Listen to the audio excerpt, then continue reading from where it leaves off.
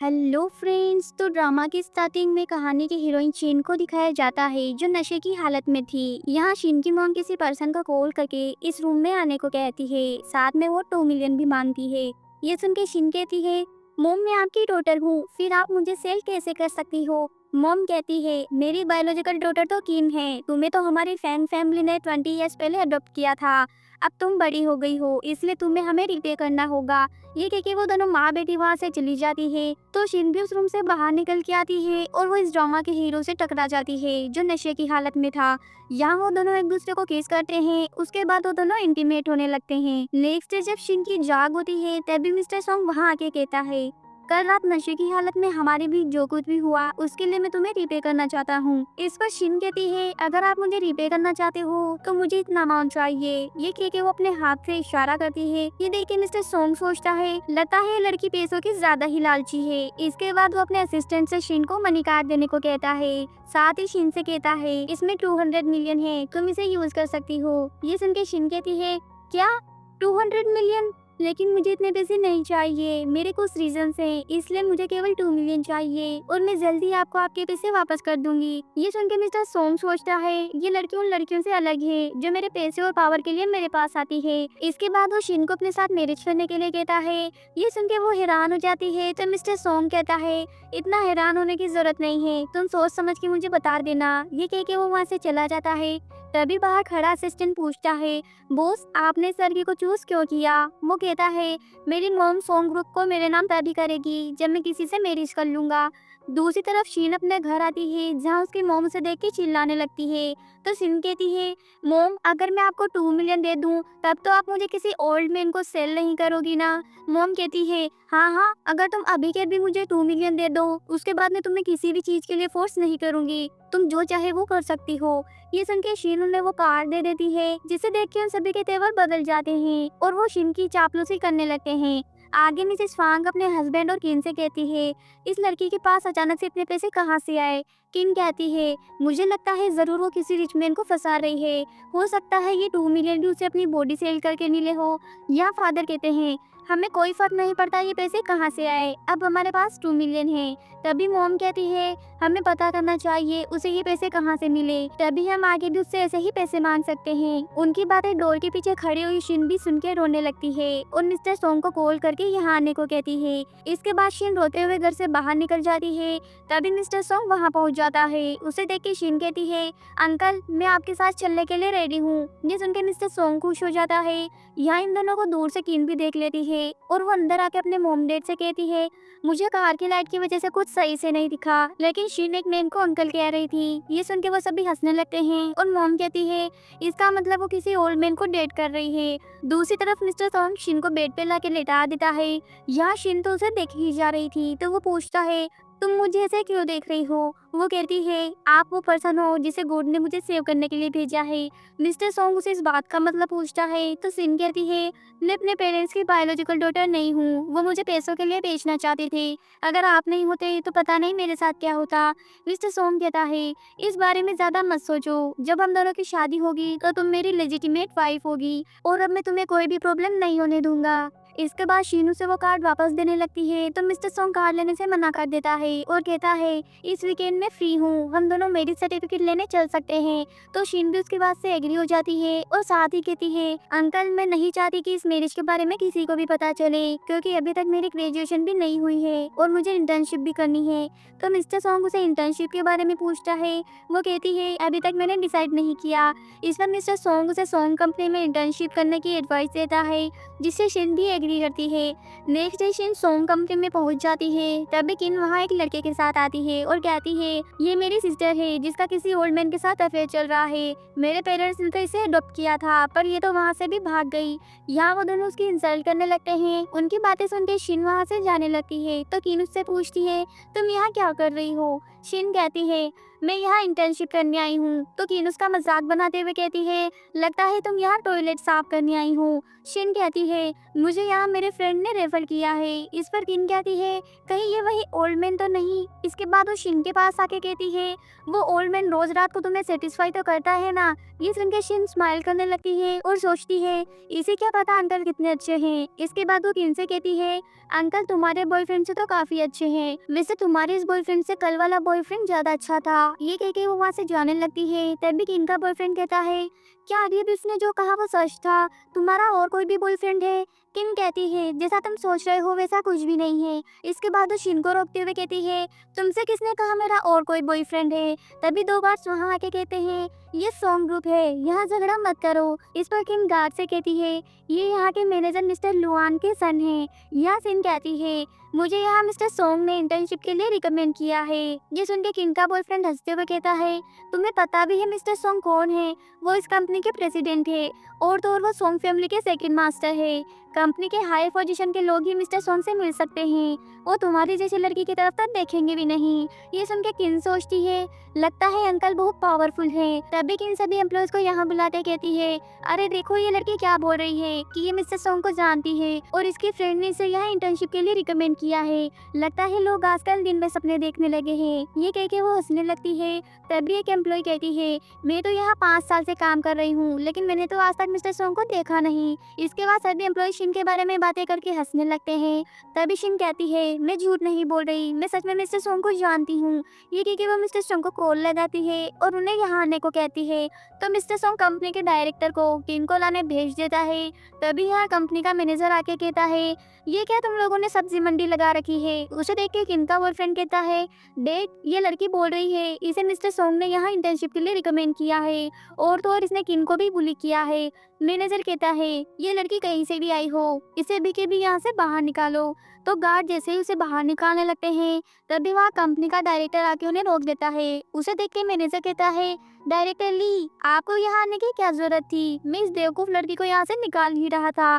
ये सुन के डायरेक्टर ली मैनेजर को थप्पड़ लगाते हुए कहते हैं तुमसे किसने कहा इन्हें ऐसे ट्रीट करने को। ये देख के किन कहती है शिन क्या ये वही ओल्ड मैन है जिसे तुम लव करती हो। ये सुन के मैनेजर कहता है तभी मैं सोचूं डायरेक्टर ली इस लड़की को इतना प्रोटेक्ट क्यों कर रहे हैं। डायरेक्टर ली कहीं ये लड़की आपकी लिटिल लवर तो नहीं। इस पर डायरेक्टर कहते हैं अब तुम अपनी हद पार कर रहे हो, ये मत सोचना कि थर्ड मास्टर के सपोर्ट से तुम यहाँ कुछ भी कर सकते हो। ये सेकंड मास्टर के गेस्ट है इसलिए इनकी रिस्पेक्ट करो। मैनेजर कहता है तुम अपने लवर को बचाने के लिए सेकंड मास्टर का नाम यूज मत करो। तभी शिन डायरेक्टर से पूछती है वैसे अंकल यहाँ क्यों नहीं आए। डायरेक्टर कहता है वो भी मीटिंग में बिजी है इसलिए मैं आपको यहाँ लेने आया हूँ। तभी किन का बॉयफ्रेंड उन दोनों का मजाक बनाते हुए कहता है तुम दोनों नाटक तो बहुत अच्छा कर लेते हो। ये सुन के डायरेक्टर गार्ड को उन दोनों को यहाँ से बाहर निकालने को कहता है। तभी मैनेजर कहता है मैं भी देखता हूँ उन दोनों को यहाँ से बाहर कौन निकालता है। इस पर डायरेक्टर कहता है अगर तुम मेरा ऑर्डर नहीं मानोगे तो तुम्हें भी जॉब से निकाल दिया जाएगा।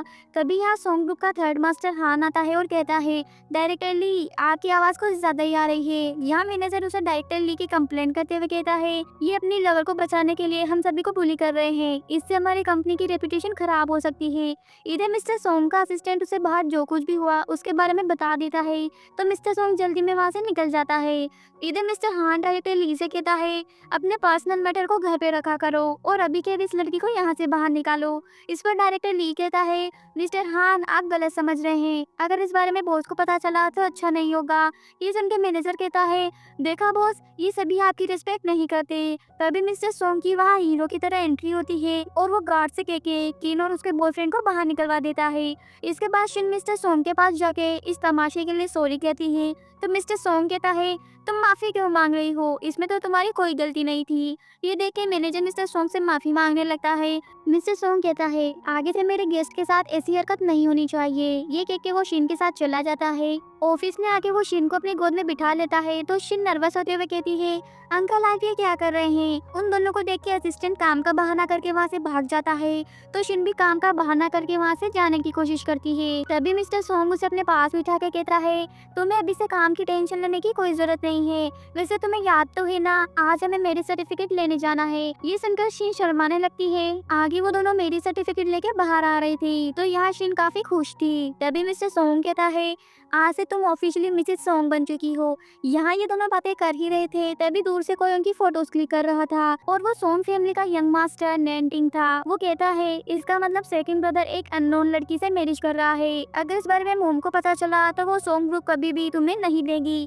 आगे मिस्टर सोंग की मोम उन दोनों की फोटोज देख के गुस्सा करते हुए कहती है, ये लड़की सोंग फैमिली की डॉटर इन लो कभी नहीं बन सकती। मैंने तुमसे मैरिज करने के लिए कहा था लेकिन मुझे नहीं पता था कि तुम ऐसी लड़की से मैरिज करोगी। मिस्टर सोंग कहता है, मोम वो बहुत अच्छी लड़की है, आप उसे नहीं जानती। मोम कहती है, मुझे उसके फैमिली बैकग्राउंड के बारे में सब कुछ पता है। तुम्हारे पैसों के लिए ही वो तुम्हारे साथ है। लगता है अब मुझे सोंग ग्रुप की ओनरशिप के बारे में सीरियसली सोचना होगा। इस पर नैनटिंग भी मोम की हाँ में हाँ मिलाता है तो मिस्टर सोंग उसे चुप रहने के लिए कहता है। ये सुन के मोम कहती है, यू भाई तुम्हारी उस लड़की से मैरिज क्या हो गई, तुम तो अपनी फैमिली को ही भूल गए। लगता है तुम्हें हमारी और इस कंपनी की कोई परवाह नहीं है। पता नहीं उस लड़की ने तुम्हारे ऊपर क्या जादू कर दिया है। ये सुन के मिस्टर सोंग कहता है, मोम शीन बाकी लड़कियों की तरह नहीं है और अब आपको हमारी मैरिज में इंटरफेयर नहीं करना चाहिए। ये कह के वो वहाँ से चला जाता है। यहाँ मोम सोचती है, मेरा सन बहुत इमोशनल है, मैं किसी भी लड़की को उसे चीट नहीं करने दूंगी। अब मुझे ही उस लड़की की सच्चाई सबके सामने लानी होगी। नेक्स्ट डे मोम क्लीनर बन के सोंग कंपनी में पहुंच जाती है ताकि वो शिन पे नजर रख सके। तभी डिजाइनर डिपार्टमेंट की मैनेजर वहाँ आके शिन को कुछ पेपर्स देती है और उन्हें कॉपी करके कॉन्फ्रेंस रूम में भेजने को कहती है। इसके बाद जैसे ही वो वहाँ से जाने लगती है तो उसका पैर झाड़ू से टकरा जाता है और उसका ब्रेसलेट टूट जाता है। तो वो मिसेस सोंग पे चिल्लाने लगती है। ये सब दूर से मिस्टर सोंग का असिस्टेंट भी देख लेता है और वो चुपके से उनकी बातें सुनने लगता है। यहाँ मिसेस सोंग कहती है, मैं तो एक क्लीनर हूँ, मुझे यहाँ गंदगी दिखी तो मैं सफाई करने आ गई। ये सुन के मैनेजर उन्हें धक्का देते हुए कहती है, तुम्हारी वजह से मेरा ब्रेसलेट टूट गया। यहाँ शीन मिसेस सोंग की हेल्प करने लगती है और कहती है, मैनेजर हाँ ना, मुझे लगता है आपका ब्रेसलेट एक्सीडेंटली टूटा है, इसमें आन की कोई गलती नहीं है। मैनेजर कहती है, तुम्हें इस मैटर पे बोलने की कोई जरूरत नहीं है, तुम तो खुद यहाँ किसी के रेफरेंस से आई हो। ये कह के वो शिन को धक्का दे देती है और मिसेस सोंग से उस ब्रेसलेट के लिए 20,000 की डिमांड करती है।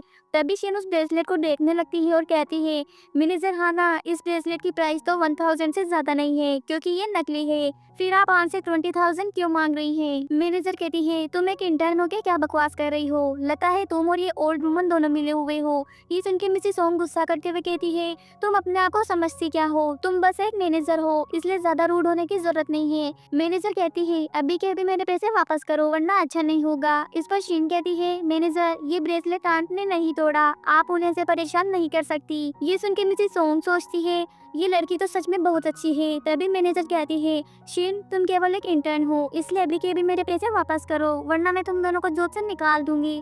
दूसरी तरफ मिस्टर सोंग का असिस्टेंट उसके पास आके बाहर जो कुछ भी हुआ उसके बारे में बताता है। ये सुन के मिस्टर सोंग वहाँ से चला जाता है। इधर मैनेजर उन दोनों को जॉब से निकालने की धमकी देती है तो शीन कहती है, मैंने कोई भी गलती नहीं की, आप मुझे इस तरीके से जॉब से नहीं निकाल सकती, और रही बात मेरी इनोसेंस की तो मैं सीसीटीवी फुटेज देखना चाहती हूँ। इस पर मैनेजर कहती है, अगर ऐसी बात है तो जल्दी जाओ, वैसे भी यहाँ के सिक्योरिटी डिपार्टमेंट के हेड मेरे अंकल हैं, अब मैं भी देखती हूँ तुम अपनी इनोसेंस कैसे प्रूव करती हो। शिन कहती है, फिर मैं मिस्टर सोंग से कहूँगी। ये सुन के मैनेजर कहती है, मिस्टर सोंग के पास इतना फालतू टाइम नहीं है जो तुम्हारे जैसे इंटर्न की बात सुनेंगे। तभी मोम शिन से कहती है, जब तक मैं यहाँ हूँ तुम्हें डरने की कोई जरूरत नहीं है। इसके बाद वो सभी से कहती है, मैं मिस्टर सोंग की मोम हूँ। ये सुन के मैनेजर कहती है, लगता है तुम पागल हो गई हो, और तुम्हारी हिम्मत कैसे हो ये सब कहने की। वो कहती है, अगर तुम्हें बिलीव नहीं है तो मैं आज ही तुम्हें जॉब से निकलवा दूंगी। मैनेजर कहती है, मेरा तो नहीं पता लेकिन तुम अभी के भी यहाँ से निकलने वाली हो। ये कह के वो गार्ड को वहाँ बुला लेती है और इन दोनों को यहाँ से बाहर निकालने को कहती है। तभी मिस्टर सोंग वहाँ आ जाता है। उसे देख के मोम अपना फेस छुपाने लगती है।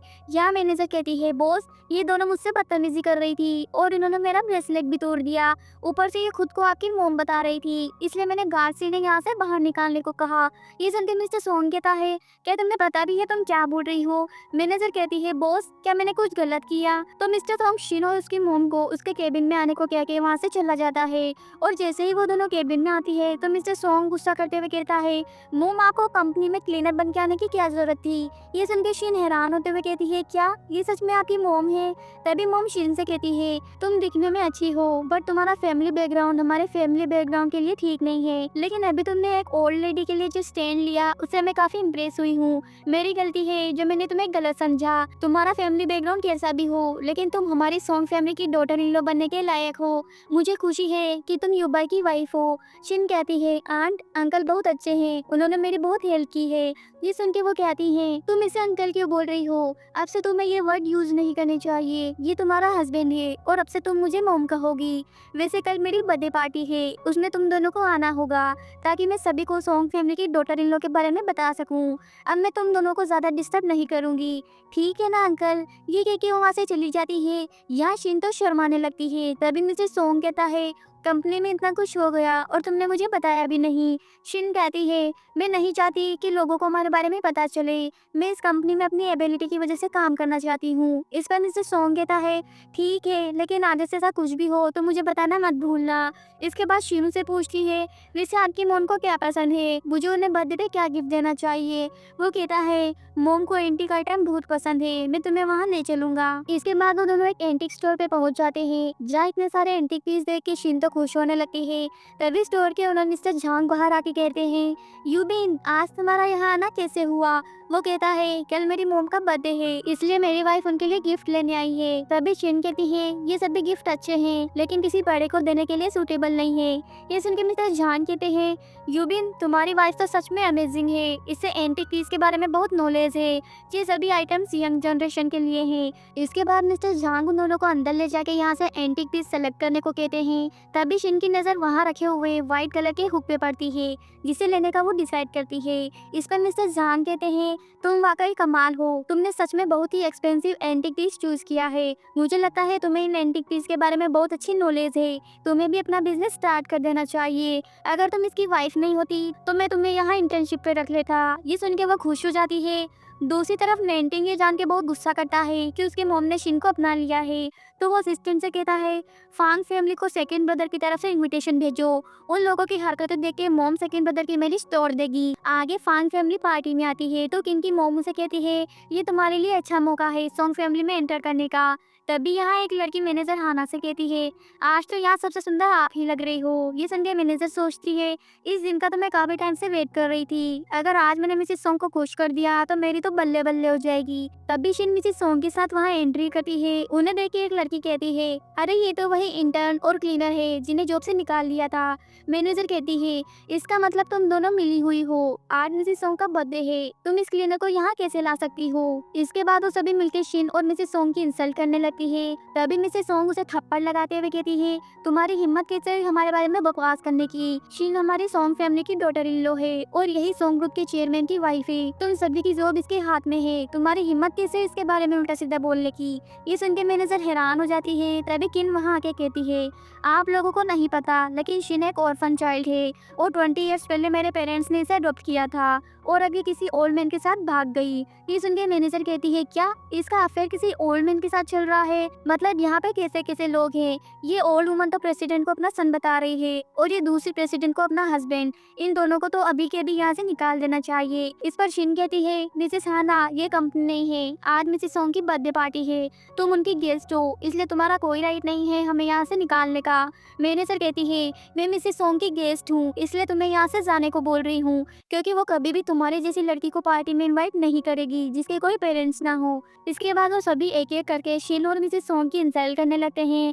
फिर मैनेजर गार्ड को इन दोनों को यहाँ से बाहर निकालने को कहती है। तभी वहाँ मिस्टर सॉन्ग की एंट्री होती है जिसे देख के किन और मैनेजर उसके पास जाने लगती है, पर मिस्टर सॉन्ग तो उन्हें अपने से दूर करके कहता है, मैनेजर हाना तुम किसे यहाँ से बाहर निकालने को बोल रही हो। मैनेजर कहती है, बॉस ये दोनों वुमन बिना इन्विटेशन के पार्टी में आ गई इसलिए मैं इन्हें बाहर निकाल रही थी। वो कहता है, लेकिन मैंने तो तुम्हें इस पार्टी में नहीं बुलाया। मैनेजर कहती है, मैं मिसेस सॉन्ग की बर्थडे का काफी टाइम से वेट कर रही थी और उनके लिए मैं ये स्पेशल गिफ्ट लेके आई हूँ। तो मिस्टर सॉन्ग सभी के सामने उसे गिफ्ट ओपन करने को कहता है और जैसे ही मैनेजर वो गिफ्ट ओपन करती है तो उसमें वैसा ही जेड हुक था जो शिन ने मिस्टर जांग से खरीदा था। ये देख के सभी लोग उस गिफ्ट की तारीफ करने लगते हैं तो शिन कहती है, मैनेजर लगता है आप जेड के बारे में ज्यादा नहीं जानती, वरना आप ये फेक जेड यहाँ नहीं लाती। मैनेजर कहती है, तुम क्या बकवास कर रही हो, क्या तुम मिस्टर जांग की रेपुटेशन खराब करना चाहती हो। तभी शिन अपना गिफ्ट सभी को दिखाते हुए कहती है, ये जेड हुक मिस्टर जांग ने मुझे खुद दिया है।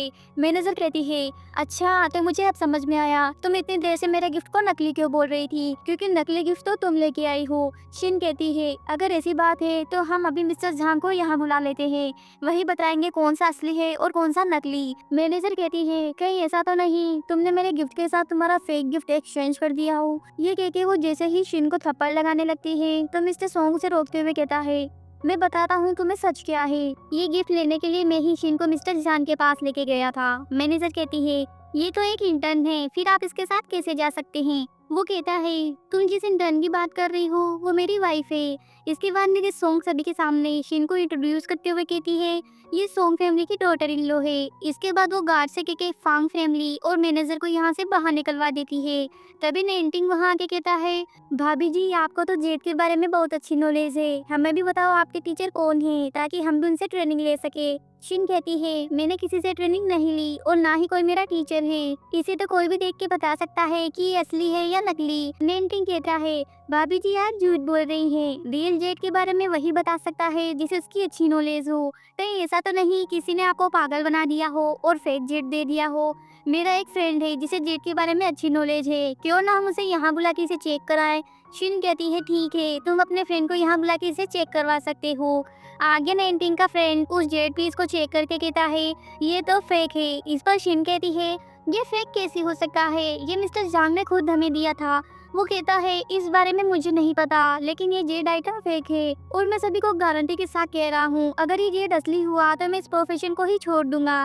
तभी मिस्टर झांग वहाँ आके कहते हैं, फिर तो तुम्हें ये प्रोफेशन आज ही छोड़ देना चाहिए। उन्हें देख के वो डर जाता है। यहाँ मिस्टर झांग सब उसे कहते हैं, 2 साल पहले ये मेरा स्टूडेंट था, लेकिन मुझे नहीं पता था ये मेरा नाम लेके लोगों को चीट करता है और जिस आइटम को ये फेक बता रहा है वो रियल है और मैंने ही वो शिन को दिया था। यहाँ वांग की पूरी पोल पट्टी खुल जाती है तो नेंटिंग भी अपने आप को बचाने के लिए कहता है, वांग तुम मुझे धोखा कैसे दे सकते हो, मैं तो तुम्हारा फ्रेंड था, फिर तुमने मुझसे झूठ क्यों कहा।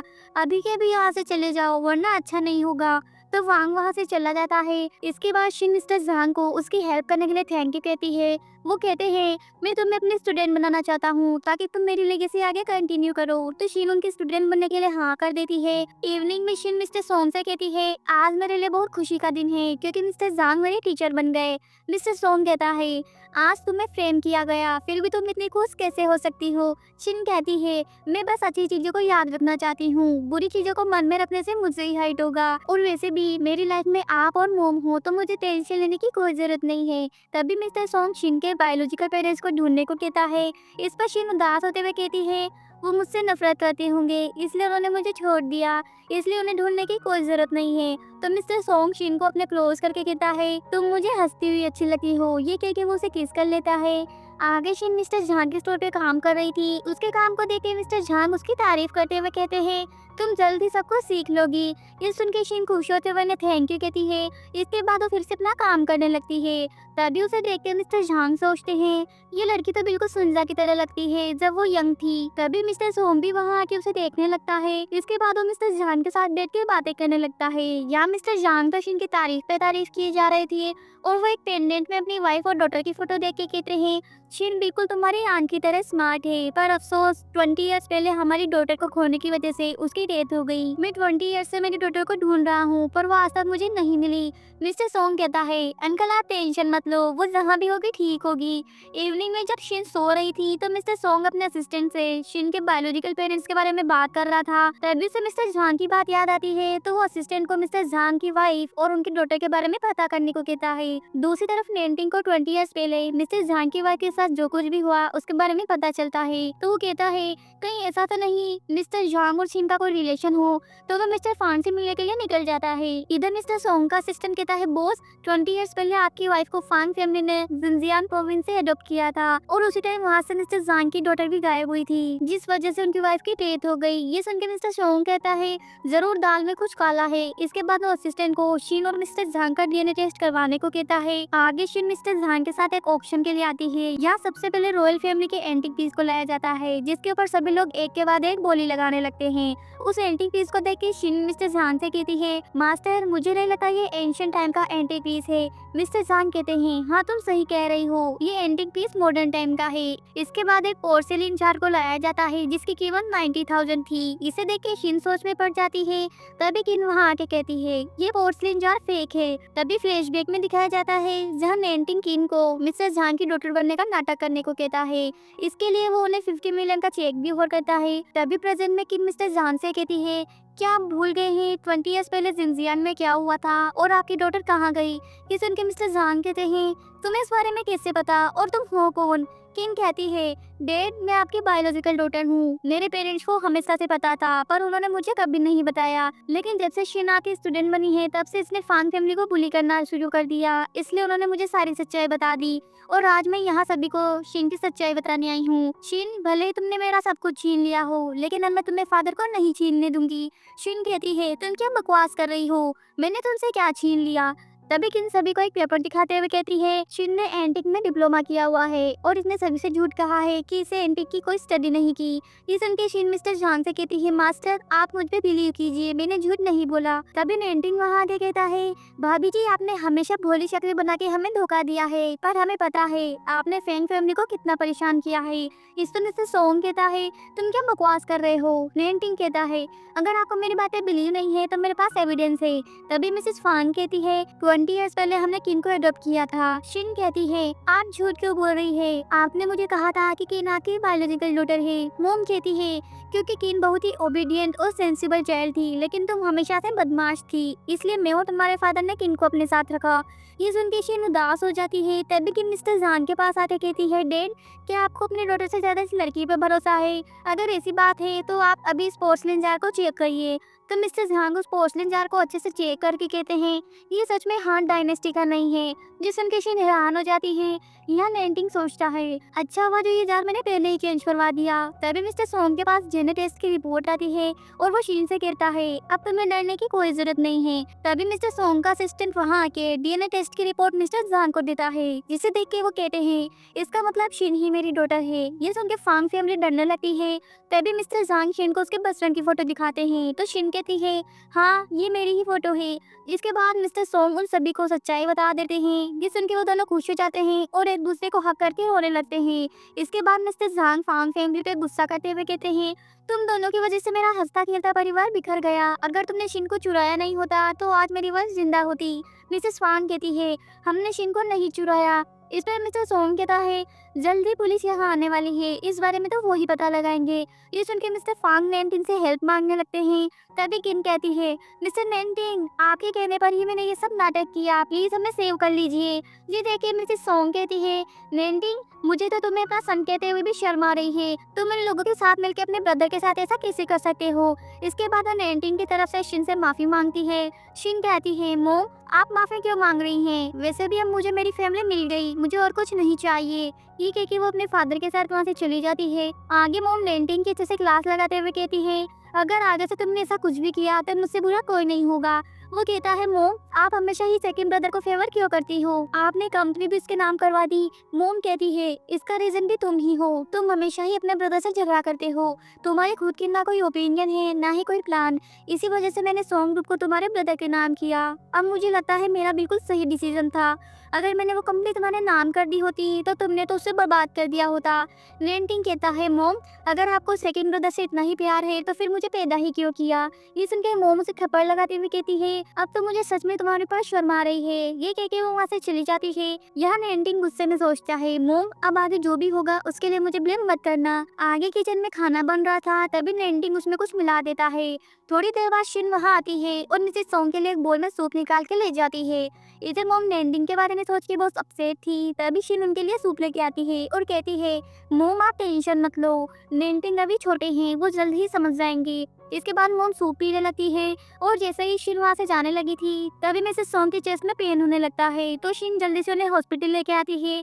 यहाँ वो सभी ओटी के बाहर वेट कर रहे थे, तभी डॉक्टर ओटी से बाहर आके कहता है, मिस्टर सोंग आपकी मदर को खाने में पॉइजन दिया गया था। ये सुन के वो सोचता है, मुझे पता है ये किसने किया है। इसके बाद वो शिन को मिस्टर जांग के साथ घर जाने को कहता है। घर पर शिन मिस्टर सोंग का वेट कर रही थी और जैसे ही वो घर आता है तो शिन मोम की हेल्थ के बारे में पूछती है। मिस्टर सोंग कहता है मोम अभी भी डेंजर में है। इसके बाद वो सर्वेंट को वहाँ बुलाता है और उससे पूछता है शिन के अलावा किचन में और कौन गया था। सर्वेंट कहती है मैडम आपकी मोम के लिए किचन में सूप बनाने गई थी, उनके अलावा वहाँ और कोई नहीं गया। दूर से ये सब देख के नेंटिंग हंसने लगता है। तभी मिस्टर सोंग सर्वेंट से कहता है अगर तुमने मुझसे झूठ बोलने की कोशिश की तो अच्छा नहीं होगा। वो कहती है मैं सोंग फैमिली में इतने सालों से काम कर रही हूँ, भला मैं क्यों झूठ बोलूंगी। अगर आपको मुझ पे बिलीव नहीं है तो आप चेक करवा सकते हैं। ये सुन के मिस्टर सोंग से वहाँ से जाने को कहता है। तभी शिन कहती है मिस्टर सोंग अब हम क्या करेंगे।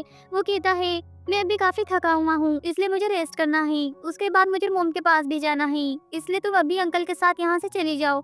ये सुन के मिस्टर झांग कहते हैं क्या तुम्हें मेरे डॉटर पे बिलीव नहीं है। मिस्टर सोंग कहता है मैंने ऐसा नहीं कहा लेकिन मुझे थोड़ा टाइम चाहिए। ये सुन के शीन अपने फादर के साथ वहाँ से चली जाती है। यहाँ मिस्टर सोंग सोचता है शीन मुझे माफ कर देना लेकिन सच्चाई का पता लगाने के लिए मुझे तुम्हारे पर डाउट करना होगा। आगे नेंटिंग अपनी मोम से मिलने के लिए हॉस्पिटल आता है, तभी कुछ गार्ड्स उसे रोक लेते हैं। ये देख के वो कहता है तुम्हारी हिम्मत कैसे हुई मुझे यहाँ रोकने की। असिस्टेंट कहता है माफ करना लेकिन बॉस ने कहा है डॉक्टर और नर्स के अलावा आपकी मोम से कोई और नहीं मिल सकता। नेंटिंग कहता है वो मेरी मोम है और तुम मुझे उनसे मिलने से नहीं रोक सकते। असिस्टेंट कहता है फिर तो आपको आपके ब्रदर से बात करनी होगी। तभी नेंटिंग मिस्टर सोंग के पास आके कहता है आप मुझे मोम से मिलने क्यों नहीं दे रहे। वो कहता है मोम अभी भी डेंजर कंडीशन में है और वो पर्सन फिर से मोम को हार्म कर सकता है, इसलिए मैंने मोम की सेफ्टी के लिए ये सब किया है। नेंटिंग कहता है फिर आप किस चीज का वेट कर रहे हैं, जल्दी से पुलिस को बुला के शिन को अरेस्ट करवाइए। मिस्टर सोंग कहता है पर मैंने तो शिन का नाम ही नहीं लिया। इस पर नेंटिंग कहता है वो नहीं होगी तो और कौन होगी, उसने ही तो मोम के लिए सूप बनाया था, उसने ये सब जानबूझ के किया है ताकि मोम को कुछ हो जाए, उसके बाद ये पूरी प्रॉपर्टी उसके नाम हो जाए। मैंने तो पहले ही कहा था कि वो लड़की अच्छी नहीं है। मिस्टर सोंग कहता है तुम सही कह रहे हो लेकिन मैं एविडेंस का वेट कर रहा हूँ। नेंटिंग कहता है अगर आपको मेरी हेल्प की जरूरत पड़े तो मुझे जरूर बताना। ये सुनकर मिस्टर सोंग वहाँ से चला जाता है। आगे नेंटिंग अपने फ्रेंड वांग से मिलता है और कहता है जल्द से जल्द तुम इस सिटी को छोड़ के चले जाओ वरना युबाई पता लगा लेगा कि वो मेडिसिन मैंने तुमसे खरीदी थी, इसलिए ये कार्ड लो और यहाँ से चले जाओ। तभी मिस्टर सोंग वहाँ आके उन दोनों को पकड़ लेता है और नेंटिंग से कहता है मैंने तुम दोनों की रिकॉर्डिंग कर ली है, अब तुमने जो भी कहना है मोम के सामने कहना। आगे नेंटिंग अपनी मोम के पास आता है, उसे देख के मोम कहती है नेंटिंग मैंने कभी नहीं सोचा था कि तुम मेरे साथ ऐसा करोगे। वो कहता है मोम प्लीज मुझे माफ कर दो, मैं आगे से ऐसा नहीं करूंगा। मोम कहती है मुझे पता है तुम ऐसा क्यों कर रहे हो, अब मैं तुम्हें वही दूंगी जो तुम डिजर्व करते हो। इसके बाद वो एक लॉयर को बुला के कहती है मेरी हाफ प्रॉपर्टी यूबिन और बाकी की हाफ प्रॉपर्टी शिन के नाम कर दो। ये कह के वो नेंटिंग को सोंग फैमिली से बाहर निकाल देती है। ये सुन के वो कहता है मोम मैं आपका बायोलॉजिकल सन हूँ, आप मेरे साथ ऐसा नहीं कर सकती। मोम कहती है क्या कोई भी बायोलॉजिकल सन अपनी मोम के साथ ऐसा करता है, तुम इस हद तक कैसे गिर गए। ये कह के वो रोने लगती है। तभी मिस्टर सोंग पुलिस को बुलाकर नेंटिंग को अरेस्ट करवा देता है। दूसरी तरफ शिन सोचती है इतने दिन हो गए लेकिन मिस्टर सोंग अभी तक मुझसे मिलने नहीं आए, क्या उन्हें सच में लगता है कि वो सब मैंने किया था। तभी मिस्टर सोंग वहाँ आता है और यहाँ वो दोनों एक दूसरे को देखने लगते हैं। आगे मिस्टर सोंग शिन और उसके फादर के साथ बैठ के बातें करने लगता है और शिन से कहता है मैंने उस दिन तुम्हें घर जाने के लिए इसलिए कहा था ताकि नेंटिंग को लगे कि मैं तुम पे डाउट कर रहा हूँ, जिससे वो कोई ना कोई गलती जरूर करे और मैं उसे एविडेंस के साथ पकड़ लूँ। लेकिन अब सब कुछ ठीक हो गया है तो मैं तुम्हें यहाँ लेने आया हूँ। ये सुन के मिस्टर जहान कहते हैं हाँ हाँ इसे जल्दी यहाँ से घर लेके जाओ, रोज मेरे साथ बैठ के बस तुम्हारे बारे में ही सोचती रहती है। मिस्टर सोंग कहता है हम घर वापस नहीं जा रहे बल्कि हम दोनों पेरिस जाने वाले हैं। शिन कहती है हम पेरिस किस लिए जा रहे हैं। मिस्टर सोंग कहता है ऑफ कोर्स हनीमून के लिए। ये सुन के शिन खुश होने लगी थी, तभी उसे वोमिटिंग होने लगती है तो मिस्टर सोंग उसकी केयर करने लगता है। तभी वो कहता है क्या तुम प्रेग्नेंट हो, तो शिन हाँ बोलती है। ये सुन के मिस्टर सोंग खुश हो जाता है। इसके बाद वो दोनों एक दूसरे को हक कर लेते हैं। यहाँ फादर कहते हैं अब तो तुम दोनों को पेरिस जाने की कोई जरूरत नहीं है क्योंकि तुम्हारा काम तो यही हो चुका है। इसी के साथ ये ड्रामा यही एंड हो जाता है। Thank you.